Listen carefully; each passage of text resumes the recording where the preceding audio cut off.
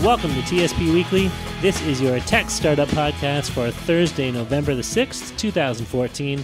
Today we are recording in the beautiful Accelerator Center in Waterloo. Our first time recording in this location. Yep. Nice place. Beautiful. Lots of glass. We have a graffiti piece of artwork behind you, Darren, called The Awning by This must be James the in Nye. thing, like graffiti artwork in startup hubs. Yeah, I'm fascinated by the has artwork. the same kind of decor, at least in their painting choices. Interesting. Well, everybody, my name is Darren Conley. I'm a local tech entrepreneur here in Kitchener-Waterloo. Joining me, as always, is my co-host, fellow tech entrepreneur, Stephen Campbell. How are you doing today, Stephen? I'm pleased to be joining you in this meat space. This meat space? Yeah, that's our new tech word for the day. Oh, meat right. space, as in M-E-A-T. Really? Not M-E-E-T. But it is a meeting room that we're in. Yeah, we are meeting in the meat. We're meat spacing in the meat room. What does as meat opposed to spacing mean? cyber spacing? Okay. So we're actually meeting in the flesh. Oh, okay, gotcha. Yeah, we're meat spacing. I'm as so opposed to behind. Cyber spacing. I'm so behind in the hip lingo. Stephen always brings me the newest words. I was behind on that until about 3 hours ago too. So. And now we're no longer behind. Yeah, We're this in morning I front, had we're on top. a dentist appointment, Uh-huh. and a new thing happened to me at the dentist. I had the space between my teeth air dried. Which Excellent. is fairly unpleasant experience, I must share with you. Why? I'm not sure. After she cleaned and flossed, she meticulously dried each tooth gap with a little air dryer, little small, tiny hair dryer. She didn't give you a little thing like a little intro saying, just to increase your discomfort, Yeah. we're going to do some air drying. Yeah, I don't do a lot of chatting with the dentist. Oh, fair enough. But yeah, it was an unusual and uncomfortable experience. But I'm clean and dry. Excellent. So- Clean and dry. Isn't that ready for a isn't meat that like a space. women's antiperspirant slogan? Clean and dry, I think, from back in the day. Well, we should introduce our guest that we have today. Joining us today is Mr. Matt Neill, co-founder and CEO of Poet. How are you today, Matt? I'm great. Thank you for having me on Excellent. your show today. How are your teeth spaces? Yeah, they're pretty good. Yeah, not as dry as I would like, maybe. Right. Yeah. But, It's the latest thing. All the kids are doing it. Sometimes I know, I I've just heard. don't feel dry enough. I think I should probably make a visit to the dentist. I was wondering whether or not it was a little like hair dryer thing, or if it was more like Yeah, it was cute. It was pink. towel floss. 'Cause that could Ooh, there's a startup for you. startup. Right? Yeah, my next startup. Let me write that down. How can real we quick. make teeth drier? The Yes. gaps even Towel drier. floss. Super absorbent. That's right. Well, we only got 2 articles to bring you this week. I don't know why. It must have been a slow news week for at least the type of news we tend to cover in the podcast that has wide appeal. There was a lot of very kind of niche startup news. But anyway, we got a couple articles we thought we'd talk about in front of you, with the crowd here. The first one we want to talk about is a new kind of smart light bulb called BeON, BeON. I think we've seen, any of us who have been kind of following the startup space, a bunch of these smart light developments have been kind of advertised and going on for a while. Most of them revolve around being able to kind of use your smartphone to turn on and off your lights, or to maybe change the colors of them, or have them flash to the beat of music or something like this. That's a favorite. Yeah. A lot of kind of entertainment kind of based things, or just adding some extra ways to remotely operate your lights. But BeON actually is providing a whole extra level, or several maybe levels of functionality beyond what we've seen in smart light bulbs before. The main kind of selling point is using these as a security feature. So it looks, at least in form factor, much like a typical light bulb. You screw it into your existing light socket. What makes them so special is that they will actually learn your lighting habits, which lights you tend to turn on at which times of day throughout your home. And then when you leave your home, especially if you're gone for kind of a vacation or some extended period of time, you can, using their mobile application, set the lights to replay your lighting habits while you're out. So it looks like there is someone still staying at your home, and to deter burglary. It also has a sound sensor built into the device or into these devices, so that if a burglar kind of rings your bell or knocks on the door to see if there's anybody home, the lights will respond and turn on, once again making them think that somebody's home. One of the coolest features I thought, which is not as much a security feature, although it does tie into that to a certain extent, is that these lights also have built-in battery storage. So if the power goes out, if there's some sort of electrical storm and your power gets shut off, then you can still operate the lights via the mobile app to turn them on. You might not be able to use the light switch, but you can use the app to turn the lights on and off and still have a well-lit home even in the midst of a power outage. And of course, the big security benefit of that is even if the power is out, you can still make people think you're home. Although now I'm wondering if maybe that's going to be an indicator that you're just using the funky lights and maybe you're not home, right? But or you have a generator and everybody's going to come knocking. Yes. That's right. They're going to try to rip off your generator, maybe, yeah. Mm-hmm. But anyway, I thought it was a very interesting development. They are participating in a Kickstarter right now, and if you give me half a second, I can tell you how much they've actually raised on Kickstarter. Oh, looks like $56,000 out of their $100,000 goal. So they're more than halfway there. It was $199 for 3 light bulbs. Right. Something like that. So they're not cheap light bulbs. Nope.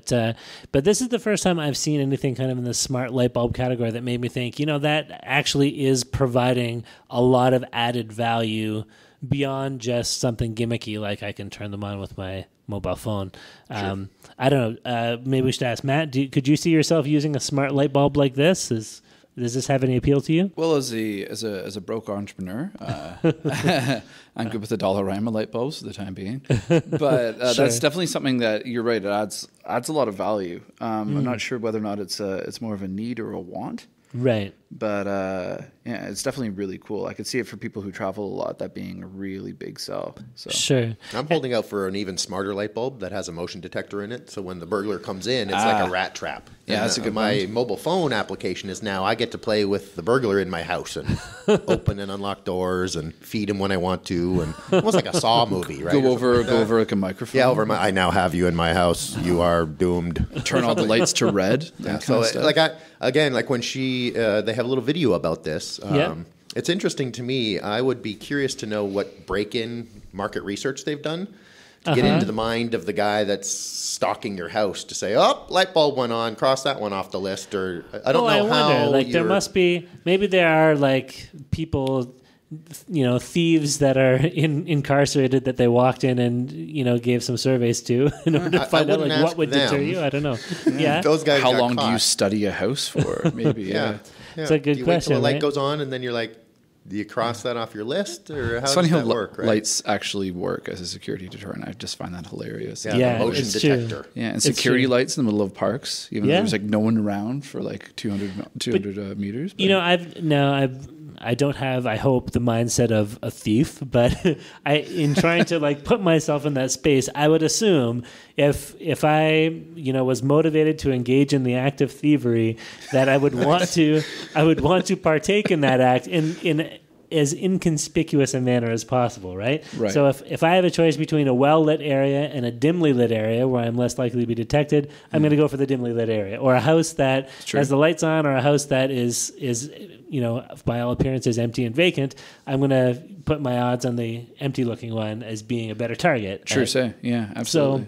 So maybe it's not necessarily a foolproof deterrent, but it's my guess would be... It's better than nothing. Yeah, $199 for 3 light bulbs that not only provide security but also provide light, and provide light in the midst of power outages might be a cheaper option than investing in a full-blown security system with all kinds of sensors on your windows and doors and everything else. That's a good point, because your ROI could be $199 to justify your $2,000 TV not being stolen. Yeah, so, absolutely. Yeah, okay. I see that. I think pretty cool. The biggest deterrent for thieves will be the stacked bodies of all the dead Girl Scout cookies. Yeah. Sellers on the doorstep. Because they're going to ring the doorbell, the light's going to go on, and they're going to think, "Oh, here they come." Yeah. And they're going to stay there and starve to death.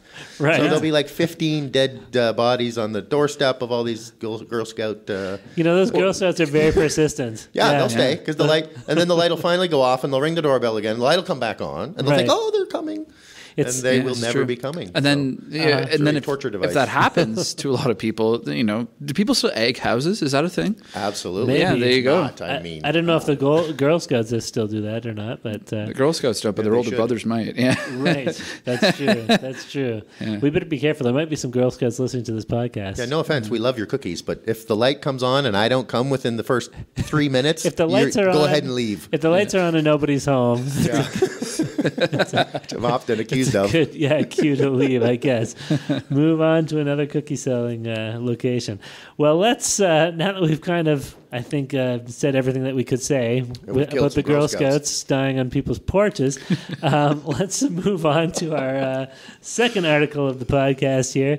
There is a new app on its way out. It is not quite available yet. It's called Chosen. And we might be a little premature in talking about this now because apparently they're still in kind of semi-stealth mode, the producers of this app. Yeah, but I guess they're releasing just enough information to tease us and whet our appetites for when it's finally available.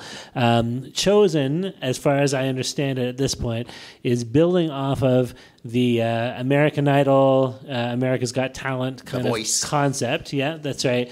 The whole kind of talent show and voting for voting up the people that you like, conception of things, and bringing it to the mobile world through an app. And the idea is that if you have some level of talent but are still not able to kind of have your big break, you can't kind of cut through all the noise of YouTube or whatever other channels you're trying to get out there in, then this app will, in theory, give you that channel that you need to get known and respected. And part of the philosophy behind this, according to the app's creator, is that they want to be able to highlight talent outside of just the pop music genre, because typically this is all you see on TV is pop music. I mean, and it makes sense. It's going to attract the widest audience, typically speaking, and that's what you want to do on TV. But I think they called it the lowest single common denominator. Right. Pop music. There you go. There you go. Funny. But, That's a good if point. you are an amazing banjo player, or if you're like a killer, I don't know, Yodelist? jazz ukulele or something, right? Yep. Like, Jazz flute? yeah, you could be an excellent flautist. Yanni? Yeah. There's not a whole lot of forms that you can exploit for your rise to fame in that particular The niche. spoons. Playing the spoons. Oh, man. Absolutely. It's a big industry. That's not. I that's have a not all true. djembe at home, which is yeah. which is a form of like a bongo drum kind of thing. Yeah. And I think I'm pretty good, but I would like the opportunity to find out if the rest of the world thinks I'm good. Yeah. Aside from my neighbors yelling at me to keep it down when I'm hammering on it. Right? I have one of those the Borans, the Irish ones. Oh, right, Yeah. right, okay. I can't play it, but I have it. just to give yourself some street cred when people come over. They're Yeah. like, "Hey, you play?" Oh, It's yeah. exactly like when I was like 14, I bought a guitar just so I could tell people, "Hey, I have this guitar." Sure. I learned how to play it like 3 years later, but Right. But With guitar, if you cred. can do the 4 chords, you're pretty much set Oh, for yeah. guitar, right? Well, that's how G, D, A, that's how Gord C. what do you call him? Four chord Gord. That's how he made a living. Ah, there you go. Yeah. That's all you need.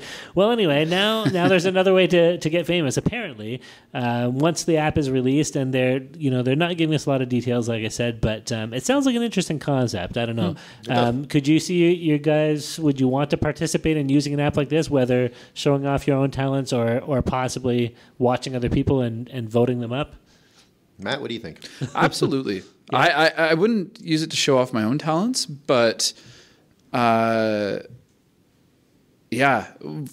for actually like going through it, I'm guessing it would be done through like videos or something like that. Like, Yeah, like YouTube-ish style videos. Yeah. I would assume. Yeah, I think Or that's maybe a just great. audio, but I think that's a great idea. Yeah. And especially since everybody wants to be a star, ever since the thing with Justin Bieber way back, where Yeah. discovered through YouTube and all that kind of stuff. This just makes it a lot easier, I guess. Do you yeah. now like spend any time on YouTube looking at people who are relatively unknown or finding people that are that aren't huge pop stars and saying like, oh, this guy's really awesome at drums or whatever?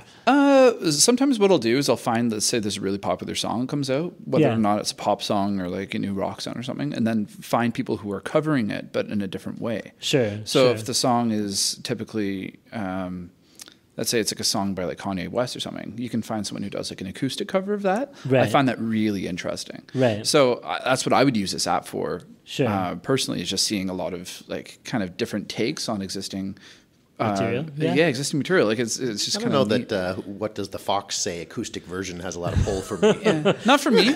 Not for me either. I guarantee there are versions of that out there, though. Absolutely. Yeah. But I could see a lot potential for it.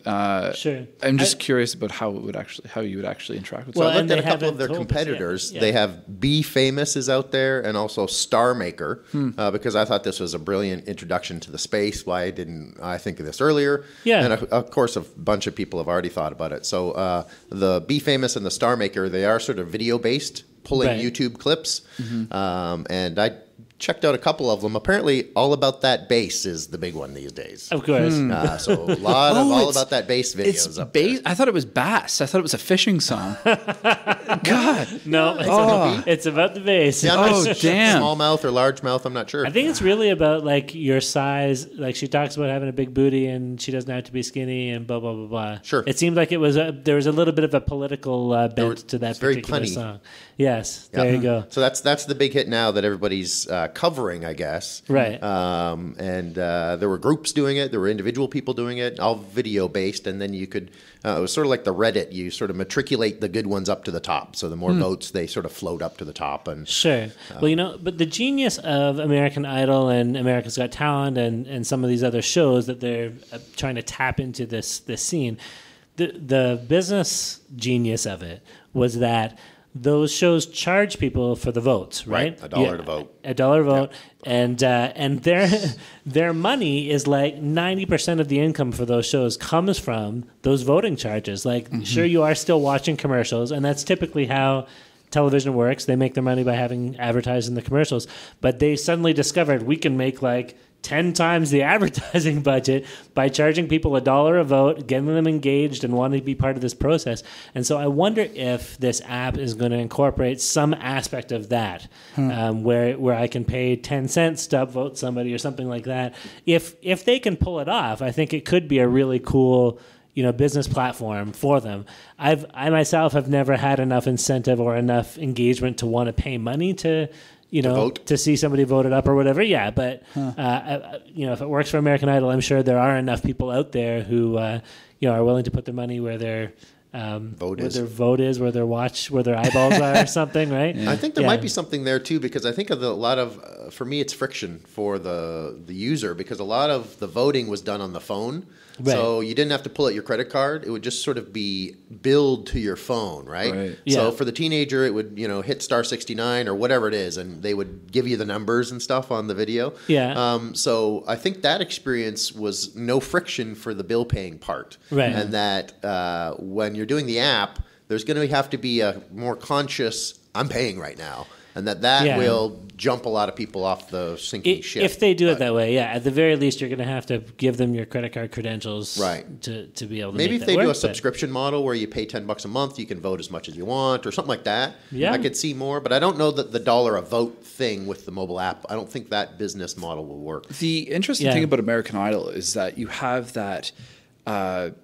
there's the incentive to vote is because you followed this person from the very beginning of the series. Yeah, you want to be part of their story of exactly. Success, right? I voted for so and so and they won or they came in second place. Like I followed them since episode 1. Right. With the app, it's going to be a lot different. So that's what I'm curious of. What is my incentive to vote, especially if I have to pay to vote? Like I'm not going to use the app. Right. So my guess is that they're going to do a lot of in-app advertising, because that way, like again, that's the problem with American Idol is that you could PVR it and skip all the ads. Yeah. That's true. Or put it on mute or something like that, and go grab a drink. Yeah. With this, the banner ads are extremely popular, and if it gets wide adoption, there you go.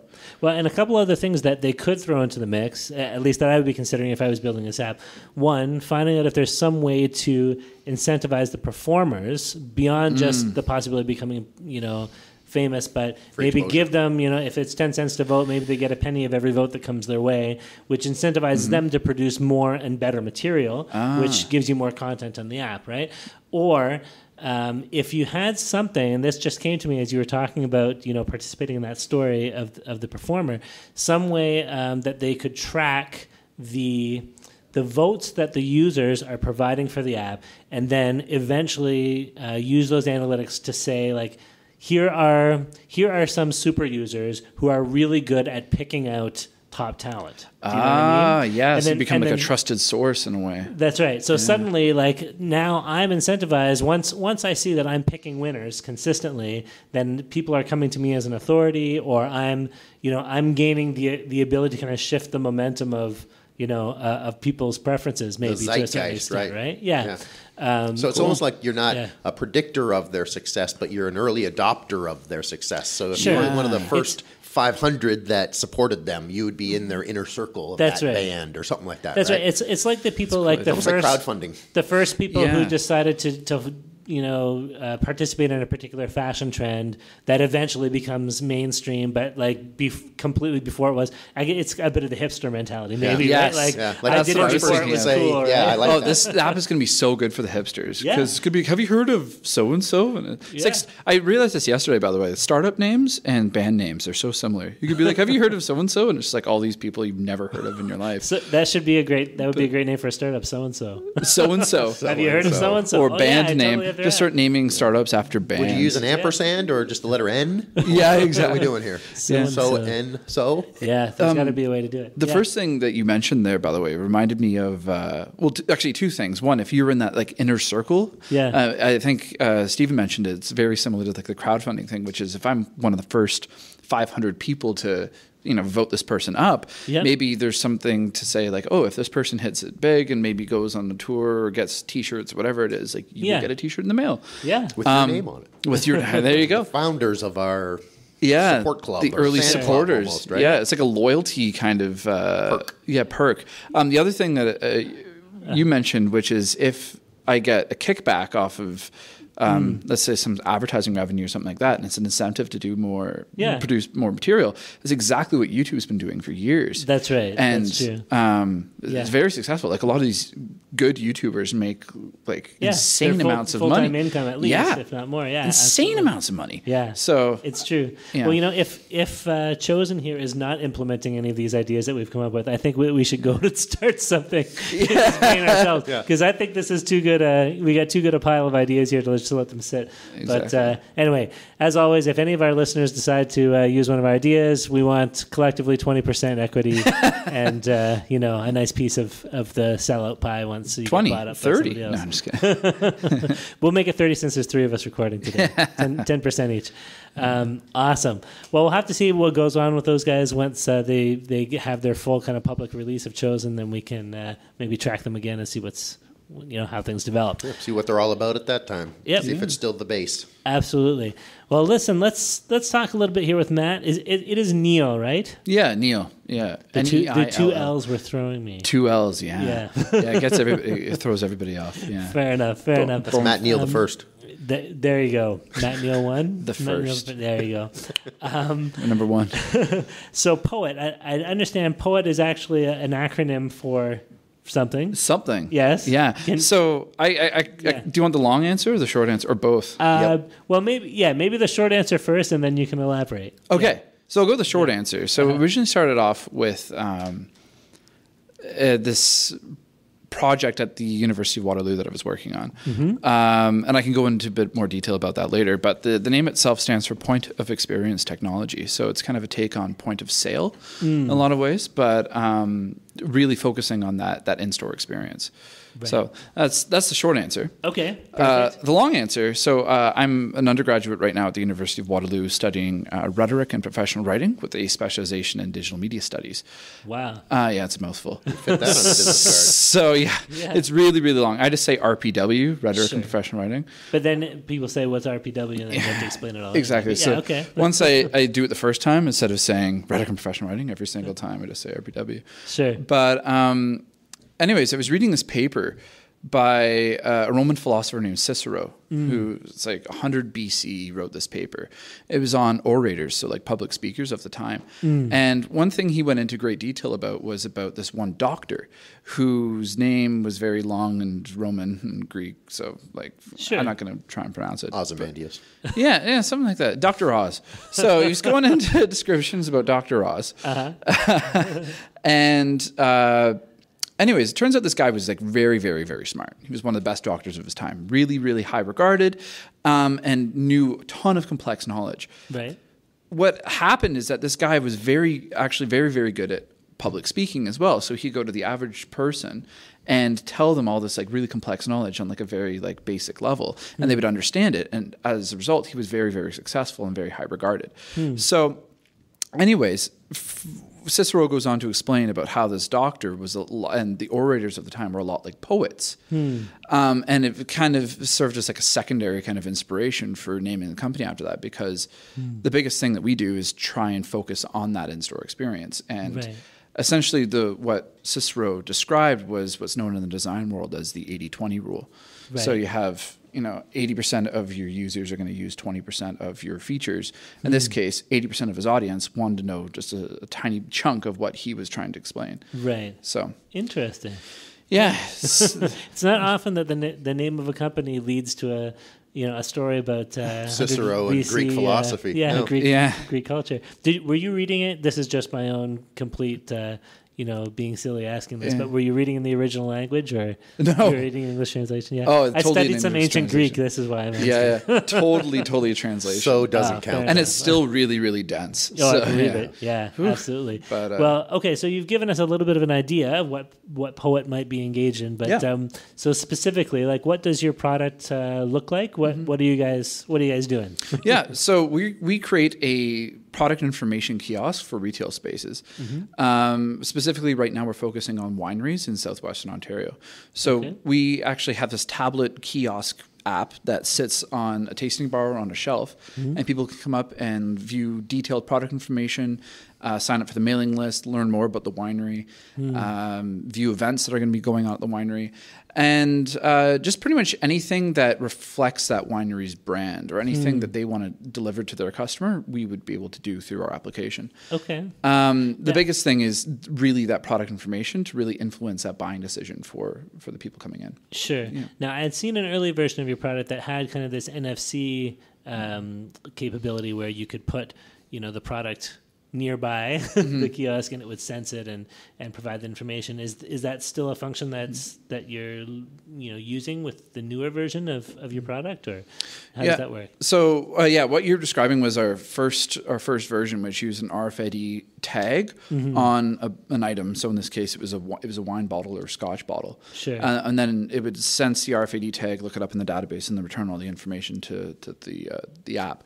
The screen. Yeah. So what we quickly realized is that that's really not feasible. So the more we talk to customers and to the wineries or to just retailers in general, we started off with, we realized that they would have to put an RFID tag on every single item, which gets really, really expensive and really, really time consuming. Sure. In addition, they then have to get the ID of each RFID and then tie it to something in their database. So that was one huge barrier.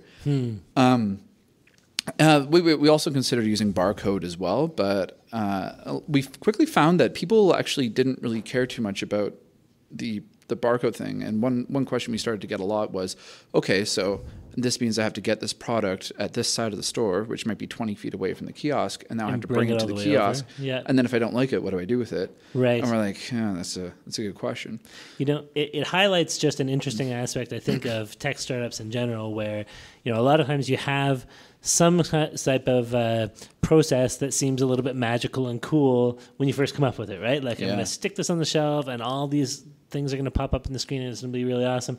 But then when you get out there in the real world, the thing that you thought was really cool, suddenly people are like, you mean I got to walk all the way across the store to be able to do this? I'm not going to do that. I'll admit you got to change your whole product afterwards, right? Yeah. I'll admit it was a bit of a bummer.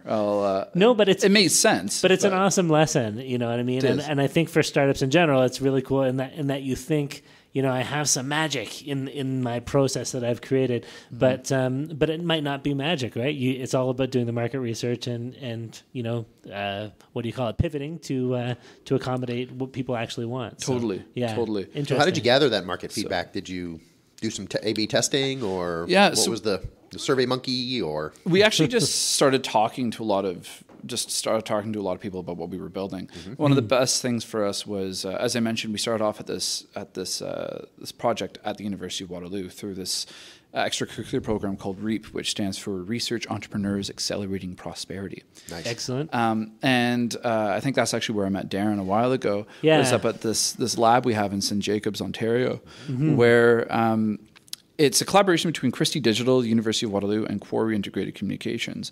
And what Christie really brings to the table is a lot of this like expensive, really cutting edge digital display technology. Right. So it was really cool because we got to make our first like minimum viable product using RFIDs, like the RFID stuff, and these Christie microtiles, which are these like Lego block screens. Right. So and not many people build MVP products with that level of high techiness. Yeah. Very fortunate. And these screens are worth about $3,000 each. And we had 8 of them. So we had this like $24,000 display plus like $1,000 computer and this $450 RFID reader. And like that was our MVP. Like Bugatti. Yeah. We were very, very lucky. Yeah, sure. But one really interesting thing was because of the openness of that environment, of that space, we were able to get a lot of like really early stage user feedback on our MVP without actually going out and talking to actual customers yet. Right. Yet. Yeah. Obviously, that's a huge portion, the talking to actual customers, but it was nice just to get user feedback and start addressing a lot of the questions and issues that people brought up at that very early stage. So those are from some of your mentors and some of the people around the we'd environment you were in. People from everywhere. Like we'd have people from the city of Waterloo come in. We'd have people from Christie come in. I'd have people who just worked at a retail spot. Like it's people from everywhere. And then, of course, like a lot of other startup people who would start asking us more of the business questions. And at that point, we just considered ourselves as a student project. So it wasn't really something we started thinking about seriously as a business. Sure. So that's how the product kind of started. And the more we started to talk to all these wineries, we kind of focused on that as our starting niche in a lot of ways. Did you guys have an expertise there, or was that just an easy fit? Is that low-hanging fruit for you guys? You just really like to drink? It's a bit of all three, let's be honest. Sure. So all the demonstrations we were doing at the Felt Lab in St. Jacobs there involved either Scotch or wine. And people would just get it. Right. And what time did those start again? Yeah, exactly. We used to demo with like other products like baseball gloves and golf balls and all this other kind of stuff. Yeah. But there were so many questions that people just got distracted by the actual product, not the product that we were showcasing in the app, not the actual application and the potential for it. Yeah. So we switched back to wine and Scotch, and like all the questions just disappeared because people got it. Yeah. The biggest thing being that people looked at the experience they had in the LCBO. Yeah. And compared it to that, and was like, "Oh, this would be such a great tool in the LCBO." And I can get a bit into that later of why we specifically chose the wineries over the LCBO. Sure. But can I ask a quick question? Please, I don't mean to interrupt the narrative. No, just something that came to me, and I haven't seen a lot of what the actual content is that your product displays for the different products. But I'm wondering, like, could it be used as a tool for customers who have sampled whatever particular wine product it is, to provide feedback for future customers if they want to find out, does this go well with, raspberries? Or filet mignon or whatever, like, or what their experience is, because this is something that I would want to know if I was in the LCBO, looking at a wall full of all kinds of different wines and all kinds of different options, and if I'm going to a fancy dinner party or if I'm getting together with some old friends or whatever, I'd like to hear from some of the other people who have experienced these products saying, we bought it for this occasion and it was a great fit. You Absolutely. Know what I mean? So that's a good point. So right now in our application we have tasting notes and food pairings built into our data response. Okay, perfect. So you can go through those. Because it's an in-store application, we've just been dealing with that at the time. Sure. But I started realizing, and it's in our development roadmap, to make an API that we can connect into other things. So we're creating all this really complex database of all these wines across Southwestern Ontario. Right. So finding another way to use that, whether or not it's through another application or through a website of some sort, or there's tons and tons of possibilities, obviously. Okay. So yeah, that's Cool. that's definitely something we've. I'm not telling you how you should run your business. I just think it would be interesting aspect to add to it. Yeah. And the wineries and the LCBO have invested a lot of time and effort into a system like that to help the wine drinker. I think up here in Canada, I've been in the U.S. for years, but I think it's like a 0 and a 1 and a. Yep. So there is a scale that you can see dryness to. They've changed it fullness lately. to- They've changed it lately. So now they do it on it's extra dry, medium, sweet, and sweet. Right. So there is a scale. Like a lot of restaurants will have what's called a progressive wine list, where as the wine gets bigger and bolder, you go further into the list. So at the top of the first couple will be the most approachable, right? Yeah. Right. So there's a lot of psychology and effort been put forth in that exact space itself. So you don't want to really reinvent that wheel, right? Absolutely. Like that's one of the biggest things to us is why exactly reinvent the wheel unnecessarily.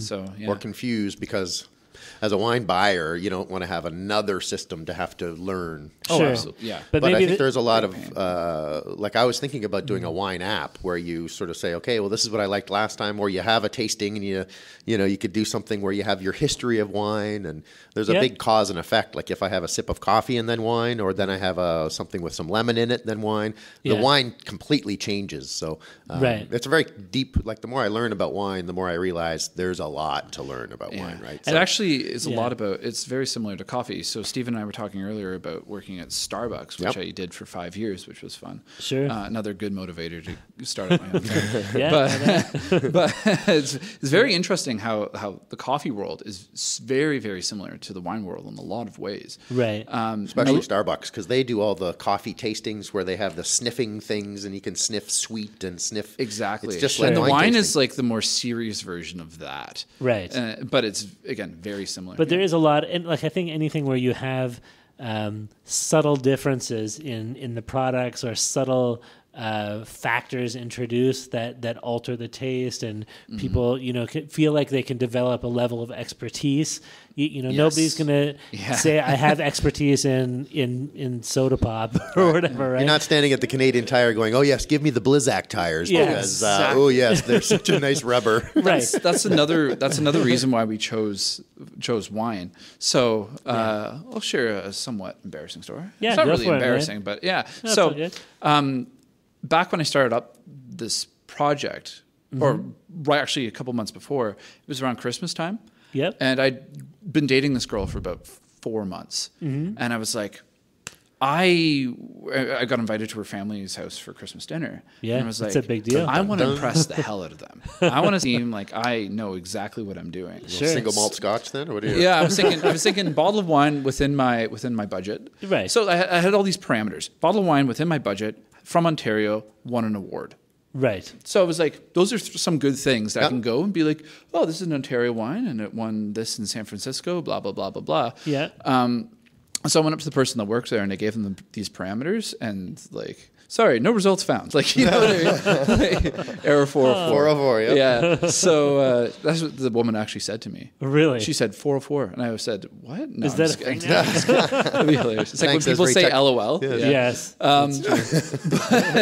But yeah, so I ended up just getting out my phone and finding this like PDF on this awards site and going through all the ones that won, and then had to go find that on the shelf and then see how much it was, and it took me like half an hour longer than it should have. Yeah. And then what every entrepreneur thinks is there must be a better way. A better way, yes, exactly. So now, can I ask? Did Please. you bought a bottle of wine? Did it impress the hell out of your girlfriend's family? Or of course. Oh yeah, it worked out well. Of course, yeah. It worked out well in the end. It took forever, Right. But yeah, I'm still dating her, so it must have worked. Yeah, I bet you it's all about the wine. Was the clinching factor? I make or break 4 months in. Yeah. That's He knows nothing about wine. Yeah. I thought you were going to say, bring something over and then find out that the parents were connoisseurs themselves who actually knew much more about That'd be you. terrifying. Yeah, That'd be the worst. It would They'd start asking me all these questions about it. I'm like, let me get my app. Yeah. Just nod and smile. Yeah. Oh, yeah, of course. Oh, but the thing is, wine, a lot of people, you can be like, oh, yeah, I taste cherry. Yes, there's no cherry in it. Subtle. I taste grapes. Yeah. Yes, I do. No, you don't. Yeah. So true. it was interesting. The other thing about wine, why we chose that is because one, people will get it right away, Sure. and then when we started kind of researching the space and the problem we were trying to address, it was kind of the perfect storm in a lot of ways. Yep. If people coming in who want to know more about it for a variety of reasons, one, maybe they're a wine connoisseur and they really want to know it. Maybe they just want to appear like they know everything, which is the reason I did it in the first place. Sure.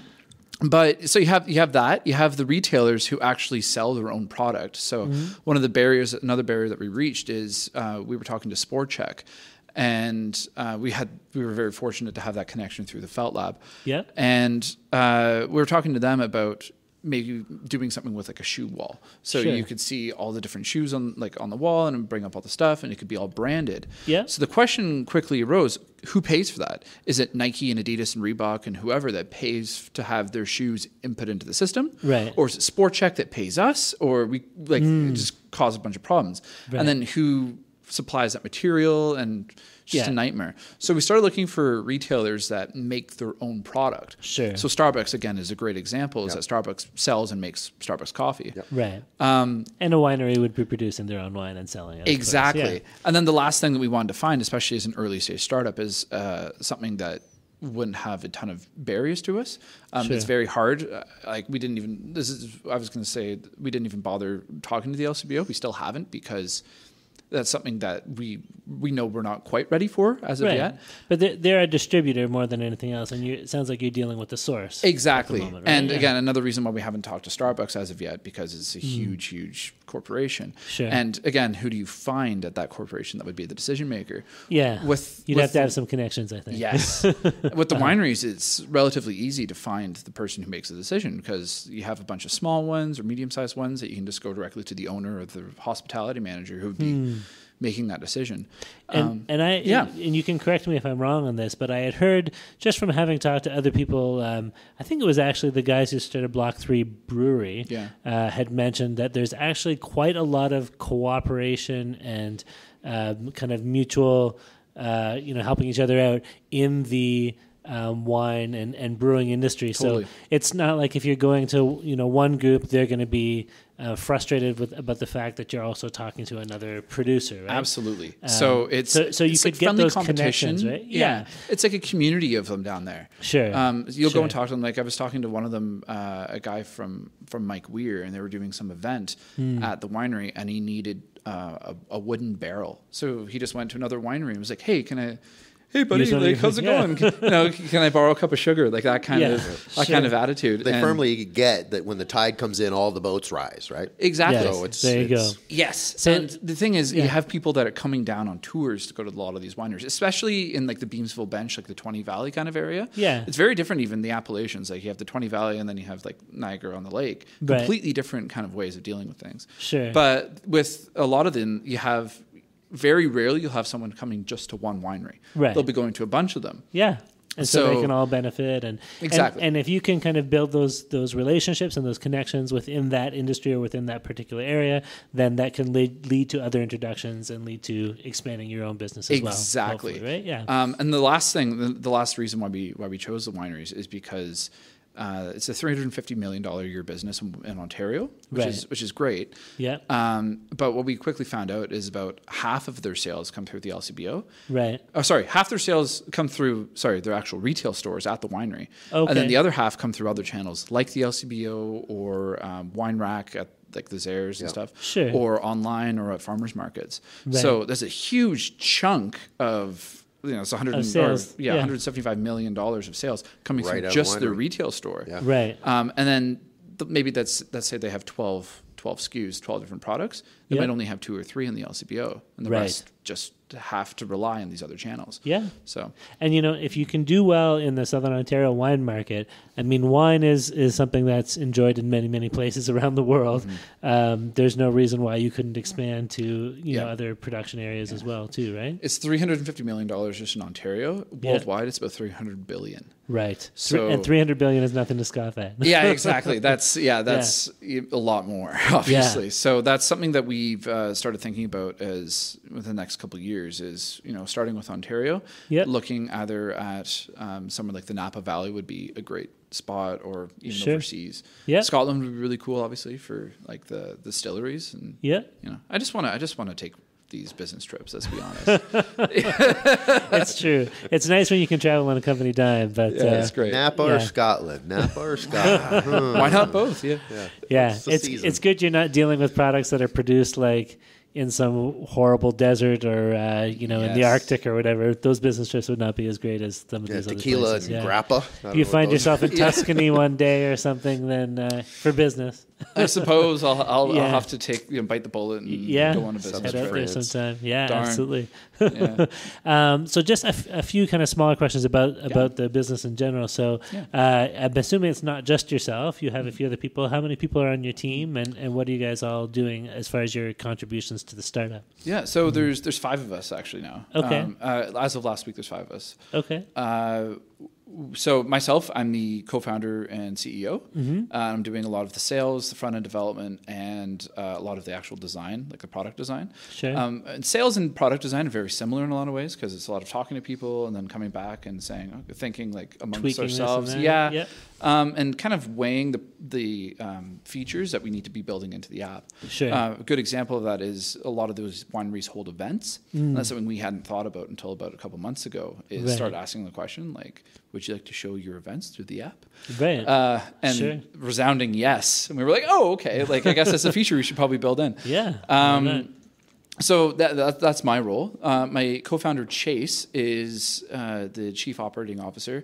He's doing all of our branding and marketing, as well as a lot of like pitch competitions and sales and things like that as well. Right. So he comes from a background of doing a lot of branding. He made our brand, designed our site. Awesome. He's really good at that stuff. So sure, I'm happy not doing that because I'm not nearly as good. So okay. We have our back-end developer Mohammed, who works. He's in electrical engineering. Okay. No, sorry, that's not true. Computer science at University of Ontario Institute of Technology in Oshawa. Interesting. Okay. How's it going, guys? Yeah. We've got some spectators looking in on the room. Yeah. We got to wrap it up. Yeah, I think we got to wrap it up. Interesting. Well, listen, it looks like the space we're recording in is apparently booked by another group, but I think we got a very good amount of information from you guys. It looks like this other group is bringing in a steering wheel of some sort. They're driving us out of here. Yeah, there's a company in here called Sober Steering, so I'd imagine that's them. Interesting. But, we should just keep recording and get them to tell us about their product too. I'll just tell the last 2 people on our real team. quick. We have Aaron Knowles, our marketing and human resources representative and specialist. And then lastly, we just hired a guy named Zach Waterfield, who's doing a lot of front-end development for us. So it's great for him to help us out. But excellent. So it sounds like you guys are expanding and things are moving forward, which is awesome. Yeah. That's always good. So. Yeah, absolutely. Well, I'm glad that we got a good chance to hear about the product, about the team and everything before we had to wrap things up. Yeah. Your cab is here, Darren. This is actually my fault for turning up here later than I was supposed to. Well, let's wrap things up here anyway. Thank you to our listeners for joining us once again on another episode of TSP Weekly. And thank you to the Accelerator Center for letting us use their space, however briefly, to take care of our podcast recording here. We want to remind you, our listeners, to send us your comments, questions, criticisms, and feedback. You can reach us at feedback@tspweekly.com if you want to use the email, or just find us on our website, tspweekly.com, and drop a comment in on the post for this podcast. So from myself, Darren Conley, my co-host, Stephen Campbell, and from our guest, Matt Neill from Post, thank you very much for joining from Poet. Matt Neill the first. Yeah. Thank you very much for joining us again today, guys, and we'll see you all next week.